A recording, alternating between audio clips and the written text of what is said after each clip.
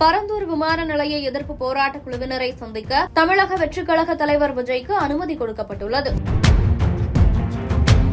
காஞ்சிபுரம் மாவட்டம் பரந்தூர் பகுதியில் சென்னையின் 2வது விமான நிலையம் அமைப்பதற்கான பணிகள் தொடங்கப்பட்டுள்ளது. குறிப்பாக நெல்வாய், நாகப்பட்டு, ஏகனாபுரம், தண்டலம் மற்றும் மகாதேவிமங்கலம் ஆகிய கிராமங்களிலிருந்து சுமார் 1000க்கும் மேற்பட்ட வீடுகள் கையகப்படுத்தப்பட உள்ளன.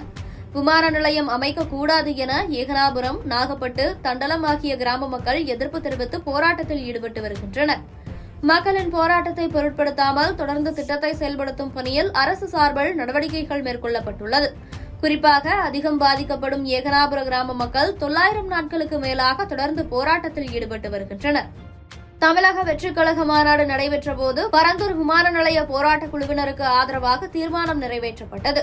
விவசாயிகளை பாதிக்கும் விமான நிலைய திட்டங்கள் கூடாது என்று விஜய் அறிவித்திருந்தார். கட்சி துவங்கியதிலிருந்து களத்திற்கு வரவில்லை என்று விஜயின் மீது தொடர்ந்து பல்வேறு விமர்சனங்கள் எழுந்த வண்ணம் உள்ளன.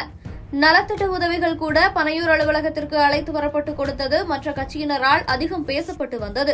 தமிழக வெற்றிக் கழக தலைவர் விஜய் பரந்தூர் விமான நிலையத்திற்கு எதிராக போராடி வரும் போராட்டக் குழுவினர் மற்றும் கிராம மக்களை சந்தித்து ஆதரவு தர உள்ளதாக கூறி காஞ்சிபுரம் காவல்துறையிடம் அனுமதி கேட்டிருந்தார். இந்த நிலையில் போராட்டக் குழுவினரை விஜய் சந்திக்க உள்ள இடம் தற்போது வேகமாக தயாராகி வருகிறது.